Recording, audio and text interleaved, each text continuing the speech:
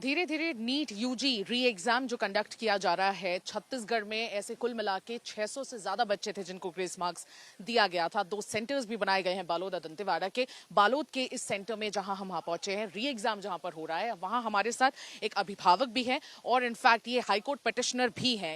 Exactly क्या हुआ था लास्ट टाइम और आपको क्यों लगा कि हाईकोर्ट तक जाना बहुत जरूरी है, क्योंकि बच्चों के भविष्य के साथ खिलवाड़ किया जा रहा है? बालोद में जो सेंटर पहली बार बनाया गया था, वहाँ पर जो सिटी कोऑर्डिनेटर और सेंटर प्रभारी थे, उनको तो यही नहीं मालूम था कि यहाँ पर क्वेश्चन पेपर कितना देना है। उन्होंने शुरू से 2-2 क्वेश्चन पेपर वहाँ पर बांट दिए। जो एक रिजर्व सीट थी उसको भी बांट दिए गए।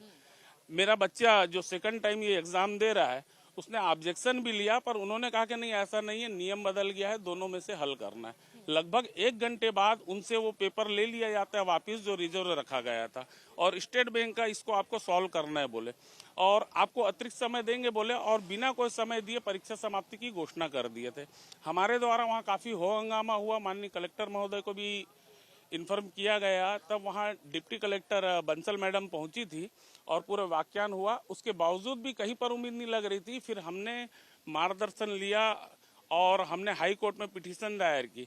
उसके बाद 4 लोगों की कमेटी बनी थी 23 तारीख को, और 23 तारीख को कमेटी बनने के बाद जो भी फैसला होगा वो आप लोगों को अवगत कराया जाएगा। पर हमारे को आज तक किसी भी किस्म की कोई जानकारी नहीं दी गई, और चोरी छुपे यूं कहें कि बाहर के रास्ते से अपने को यह कहा गया कि ग्रेस मार्क दिया गया है, और ग्रेस मार्क का कहीं पर कोई भी क्या बोलते अपने रिजल्ट में कहीं पर भी कोई उल्लेख नहीं था। और अभी ये जब वापस रिकंडक्ट हो रहा है, तब मालूम पड़ रहा है कि किसी को 10 नंबर, किसी को 50 नंबर, किसी को 70 नंबर दिया गया है।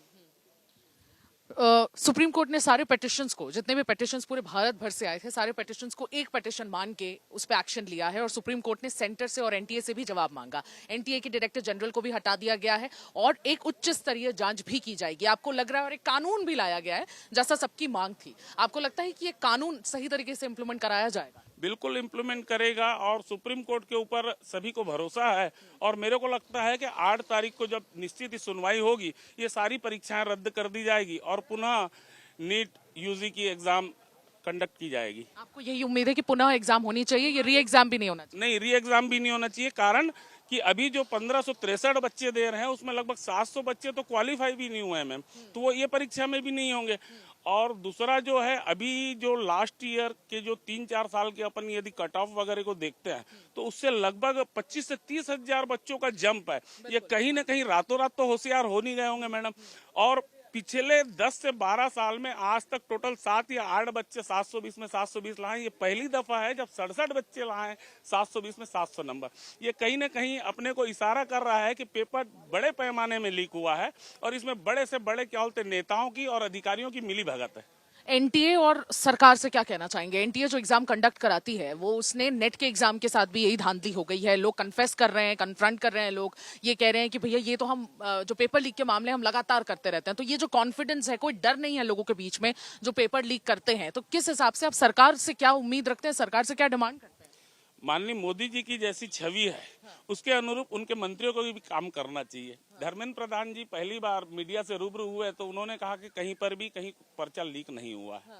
और उसके बाद उन्होंने स्वयं भी माना, और जिस हिसाब से रोज दर रोज नया नया खुलासा होते जा रहा है, उनको भी मानना पड़ा। और कल डीजी महोदय को हटाया गया है, और आगे का आप देखिए 8 तारीख आते आते ये इनको वापस एग्जाम कराना ही पड़ेगा, क्योंकि इस एग्जाम में जो बच्चे पढ़े लिखे लोग ही सब पार्टिसिपेट करते हैं। यदि एक बच्चा लगा है तो निश्चित मान के चलिए कि उसके परिवार के 4 लोग उसके पीछे समय दे रहे हैं। मैं इसी पे आना चाहती थी। एक अभिभावक होने के नाते, बच्चा तो एक मेंटल टॉर्चर से गुजरता ही है जब ऐसा कुछ होता है। एक अभिभावक होने के नाते आप लोग के लिए कितना टॉर्चरस होता है अपने बच्चे को लगातार घंटों तक पढ़ते हुए देखना, फिर उसकी ऐसी जो कोशिशें हैं, वो अटेम्प्ट्स जो है वो नाकाम ऐसे होते हुए। सही महीने में बोलोगे मैडम तो 3 महीने से हमने कोई काम ही नहीं किया है। अपने व्यापार व्यवसाय समझ, सिर्फ हमारा फोकस है पढ़ाई पढ़ाई पढ़ाई, और सिर्फ न्यूज चैनलों को देखना कि आज अब उम्मीद है, आज अब उम्मीद है। जिस तरीके से कल इनको क्या बोलते सस्पेंड किया गया है, बदला गया है जिस हिसाब से डायरेक्टर महोदय को, तो यहाँ पर हमारे को उम्मीद था कि इस एग्जाम से पहले ही री एग्जाम की क्या बोलते डेट आ जाएगी, पर ऐसा हुआ नहीं है। और बच्चे क्या है कि नए आज भी जो देने आए हैं ना बच्चे, मेरे को नहीं लगता कि एक भी बच्चा फ्रेश माइंड से आया होगा, और किसी न किसी एंगल से है ना, मेरे को ये उम्मीद है कि मेरे बच्चे सहित कई बच्चों का कोई भी क्वेश्चन पेपर जो है वो पहले जितना भी हल नहीं होगा। क्योंकि वो रोज नए नए चीज सुन रहे हैं। हो सकता है कि इसके बाद यदि वो ड्रॉप लेके कोचिंग जाना चाह रहा हो और उससे बाद फिर नया क्या बोलते डेट आ जाए। और वक्त भी कम मिला बच्चों को। बहुत काफी कम मिला है मैडम वक्त, क्योंकि हमारे को परसों तो ये बताया गया कि दिल्ली राजरा सेंटर को बनाया गया और निश्चित रूप से जो जिम्मेदार अधिकारी है उनको बचाने का प्रयास किया जा रहा है। नियम तो ये होना था कि जिन्होंने गलती की है उनको सेम डे या सेकंड डे उनको सस्पेंड कर देना चाहिए था। और अभी अभी जो बालोद सेंटर के सिटी कोऑर्डिनेटर थे उन्होंने आज व्यापम की जिम्मेदारी उठाई हुई है अपने सर में। भगवान ही मालिक इस शिक्षा नीतियों का। बिल्कुल, जिस हिसाब से डिस्क्रिपेंसी सामने आ रही है बहुत ज्यादा चिंताजनक है। न सिर्फ बच्चों के लिए मेंटली टॉर्चरस होता है बट ये अभिभावकों के लिए भी काफी चैलेंजिंग वक्त है। मैं आपके पास भी आना चाहूंगी, आप अपनी बेटी को लेकर यहाँ पर आए हैं, किस तरह से उम्मीद लग रही है कि इस बार सही से एग्जाम होगा? आप लोगों के लिए कितना तकलीफदेह होता है ये सब? ये क्या है कि हम गरीब आदमी हैं, कैसी भी करके बच्चे को भविष्य बन जाए ऐसे करके एक एक दो दो पैसा सकल के मतलब बच्चे को पढ़ाते हैं। तो यहाँ पेपर ऊपर होता है तो बच्चों का माइंड उसमें बहुत डिस्टर्ब हो जाता है। पेपर फिर देते हैं फिर लेते हैं, इसको नहीं बनाना है इसको बनाना है बाद में, और टाइम देने का भी वादा करते हैं फिर टाइम भी नहीं मिलता तो बच्चे लोग परेशान हो जाते हैं। तो बच्चे का दिमाग भी मतलब थोड़ा डिस्टर्ब हो जाता है। इस हिसाब से हम जो है ना माँ बाप हैं तो बच्चे का भविष्य सुधर जाए इस टाइप का एक एक दो दो पैसा करके सकेल के कितनी उनकी तकलीफों से पैसा जोड़ रहे हैं आप? कितना तकलीफ से मजदूरी करके एक एक दो दो पैसा को उसी में से जीना खाना भी है, उसी में बच्चों का पढ़ाई लिखाई देखना है।